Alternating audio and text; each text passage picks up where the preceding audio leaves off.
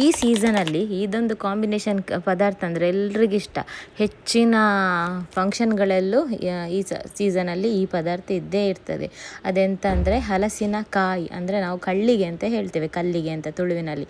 ಎಳತ್ತು ಹಲಸಿನ ಕಾಯಿಯನ್ನು ಸುಕ್ಕ ಮಾಡುವಂಥದ್ದು, ಅದಕ್ಕೆ ಮಿಕ್ಸ್ ಹಾಕಿ. ಹಾಗೆ ಅದನ್ನು ಸ್ವಲ್ಪ ಕೊಚ್ಚಲಿಕ್ಕೆ ಸ್ವಲ್ಪ ಕಷ್ಟ, ಸಿಪ್ಪೆ ಎಲ್ಲ ತೆಗೆದು ಚೆನ್ನಾಗಿ ಕೊಚ್ಚಬೇಕು.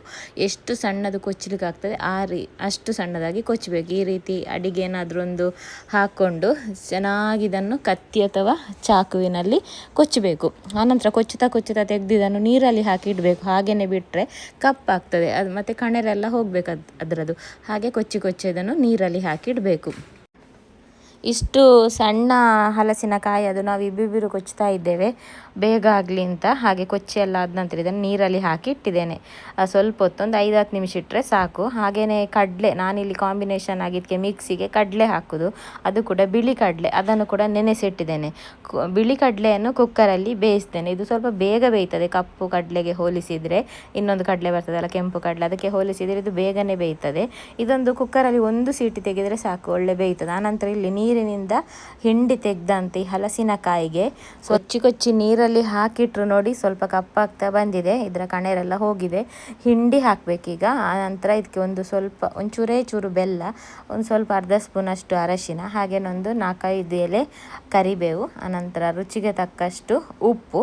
ಸ್ವಲ್ಪ ಇದು ಬೇಗ ಬೇಯ್ತದೆ, ಸ್ವಲ್ಪ ನೀರು, ಮುಳುಗುವಷ್ಟೆಲ್ಲ ನೀರಲ್ಲ, ತಳ ಸ್ವಲ್ಪ ಅಂಟಬಾರ್ದು ಅಂತ ಸ್ವಲ್ಪ ಒಂದು ಅರ್ಧ ಗ್ಲಾಸಷ್ಟು ನೀರು ಹಾಕ್ಕೊಂಡಿದ್ದನ್ನು ಬೇಯಿಸಬೇಕು. ಕಡಲೆ ಆಲ್ರೆಡಿ ಬೆಂದಿದೆ. ಕಡಲೆ ಏನಿದ್ರ ಜೊತೆ ಬೇಯಿಸ್ಲಿಕ್ಕೆ ಆಗೋದಿಲ್ಲ, ಯಾಕೆಂದರೆ ಕಡಲೆ ಬೇಯಲಿಕ್ಕೆ ಸ್ವಲ್ಪ ಜಾಸ್ತಿ ಹೊತ್ತು ಬೇಕಾಗ್ತದೆ. ಇದು ಒಂದು ಕುದಿಯಲ್ಲಿ ಬೇಯ್ತದೆ. ಅದಕ್ಕೆ ಇದನ್ನು ಹಲಸಿನಕಾಯಿಯನ್ನು ಸಪ್ರೇಟಾಗಿ ಬೇಯಿಸುವಂಥದ್ದು.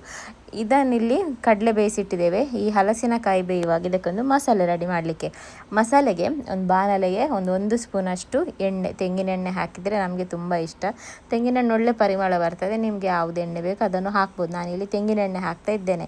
ಆನಂತರ ಇದಕ್ಕೆ ಖಾರಕ್ಕನುಸಾರವಾಗಿ ಮೆಣಸು, ನಾನಿಲ್ಲಿ ಉದ್ದ ಮತ್ತು ಗಿಡ್ಡ 2 ಮೆಣಸನ್ನು ಹಾಕ್ತಾ ಇದ್ದೇನೆ. ಹಾಗೇನೊಂದು 4-5 ಎಲೆ ಕರಿಬೇವು ಹಾಕ್ಕೊಂಡು ಸ್ವಲ್ಪ ಅದರ ಕರಿಬೇವಿನ ಫ್ಲೇವರ್ ಬಿಡಬೇಕು. ಸ್ವಲ್ಪ ಈ ಮೆಣಸು ಉಬ್ಬಬೇಕು, ಅಷ್ಟು ಫ್ರೈ ಮಾಡಿದ ನಂತರ ಒಂದು 2 ಸ್ಪೂನಷ್ಟು ಕೊತ್ತಂಬರಿ, ಹಾಗೇನೊಂದು 3/4 ಸ್ಪೂನಷ್ಟು ಜೀರಿಗೆ ಹಾಕ್ಕೊಂಡು, ಜೀರಿಗೆ ಮತ್ತು ಕೊತ್ತಂಬರಿ ಹಾಕಿದ ಮೇಲೆ ಜಾಸ್ತಿ ಫ್ರೈ ಮಾಡಲಿಕ್ಕಿಲ್ಲ, ಸ್ವಲ್ಪ ಫ್ರೈ ಮಾಡಿದರೆ ಸಾಕು.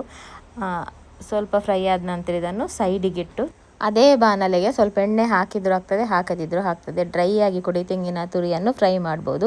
ನಾನಿಲ್ಲಿ ಸ್ವಲ್ಪ ಎಣ್ಣೆ ಹಾಕ್ಕೊಂಡಿದ್ದನ್ನು ಫ್ರೈ ಮಾಡ್ತಿದ್ದೇನೆ. ತೆಂಗಿನ ತುರಿ ಒಳ್ಳೆ ಫ್ರೈ ಆಗಬೇಕು, ಒಳ್ಳೆ ಪರಿಮಳ ಬರ್ತದೆ. ಅಷ್ಟು ಫ್ರೈ ಆದ ನಂತರ ಇಲ್ಲಿ ಮಸಾಲೆ ಎಲ್ಲ ತಣ್ಣಗಾಗಿದೆ, ಅದನ್ನು ಮಿಕ್ಸಿ ಜಾರಿಗೆ ಹಾಕ್ಕೊಂಡು ಅದಕ್ಕೆ ಸ್ವಲ್ಪ ಹುಳಿಯನ್ನು ಸೇರಿಸ್ಕೊಂಡಿದ್ದನ್ನು ಮೊದಲಿಗೆ ಸ್ವಲ್ಪ ಪುಡಿ ಮಾಡಬೇಕು. ಆನಂತರ ಸ್ವಲ್ಪ ನೀರು ಹಾಕ್ಕೊಂಡಿದ್ದನ್ನು ಗ್ರೈಂಡ್ ಮಾಡ್ಬೋದು.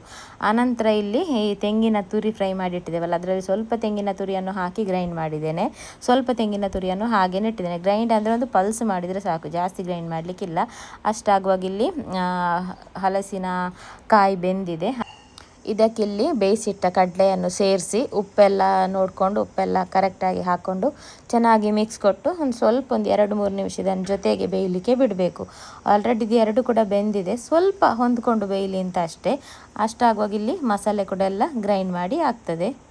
ಈಗಿಲ್ಲಿ ಮಸಾಲೆಯನ್ನು ಹಾಕ್ಕೊಂಡಿದ್ದನ್ನು ಚೆನ್ನಾಗಿ ಮಿಕ್ಸ್ ಮಾಡಬೇಕು. ಹಾಗೆಯೇ ಸ್ವಲ್ಪ ತೆಂಗಿನ ತುರಿ ಗ್ರೈಂಡ್ ಮಾಡದೆ ಪಲ್ಸ್ ಮಾಡದೆ ಇಟ್ಟಿದೆ, ಅದನ್ನು ಕೂಡ ಹಾಕ್ಕೊಂಡು ಚೆನ್ನಾಗಿ ಇದನ್ನು ಮಿಕ್ಸ್ ಮಾಡಬೇಕು. ಈ ಗುಜ್ಜೆ ಹಲಸಿನ ಕಾಯಿಗೆ ಉಂಟಲ್ಲ, ಎಷ್ಟು ತೆಂಗಿನಕಾಯಿ ಹಾಕಿದ್ರು ಅದರಲ್ಲಿ ಅಷ್ಟೊಂದು ಮಸಾಲೆ ಕಾಣಿಸೋದಿಲ್ಲ. ಇದಕ್ಕೆ ಸ್ವಲ್ಪ ತೆಂಗಿನಕಾಯಿನ ಸ್ವಲ್ಪ ಜಾಸ್ತಿಯೇ ಹಾಕಬೇಕು. ನೋಡಿ, ಅಷ್ಟು ಹಾಕಿದರೆ ಇದರಲ್ಲಿ ಅಷ್ಟೊಂದು ಕಾಣೋದಿಲ್ಲ. ಚೆನ್ನಾಗಿ ಮಿಕ್ಸ್ ಮಾಡಿದ ನಂತರ ಸ್ವಲ್ಪ ಹೊತ್ತು ಮುಚ್ಚಳ ಮುಚ್ಚಿದನ್ನು ಹಾಗೆಯೇ ಮಸಾಲೆ ಜೊತೆ ಬೇಯಲಿಕ್ಕೆ ಬಿಡೋದು. ಜಾಸ್ತಿ ಹೊತ್ತಿಲ್ಲ, ಲೋ ಫ್ಲೇಮಲ್ಲಿ ಮತ್ತೊಮ್ಮೆ ಓಪನ್ ಮಾಡಿ ಚೆನ್ನಾಗಿ ಮಿಕ್ಸ್ ಮಾಡ್ತಾ ಇದನ್ನು ಕುದಿಸಬೇಕು. ಯಾಕೆಂದರೆ ತುಂಬ ಸುಕ್ಕ ಆಗಿದ್ರಿಂದ ಮಸಾಲೆ ಚೆನ್ನಾಗಿ ಬೇಯುವುದಿಲ್ಲ, ಅದಕ್ಕೆ ಓಪನ್ ಇಟ್ಟಿದ್ದನ್ನು ಮಿಕ್ಸ್ ಮಾಡ್ತಾ ಕುದಿಸುವಂಥದ್ದು. ಆನಂತರ ಇದಕ್ಕೆ ಕರಿಬೇವು, ಸಾಸಿವೆ, ಬೆಳ್ಳುಳ್ಳಿ ಹಾಕೊಂಡು ಒಂದು ಒಗ್ಗರಣೆ ಕೊಟ್ಟು ತಕ್ಷಣ ಮುಚ್ಚಿ, ಆನಂತರ ಮುಚ್ಚಳ ತೆಗೆದಿದ್ದನ್ನು ಚೆನ್ನಾಗಿ ಒಗ್ಗರಣೆ ಮಿಕ್ಸ್ ಮಾಡಬೇಕು.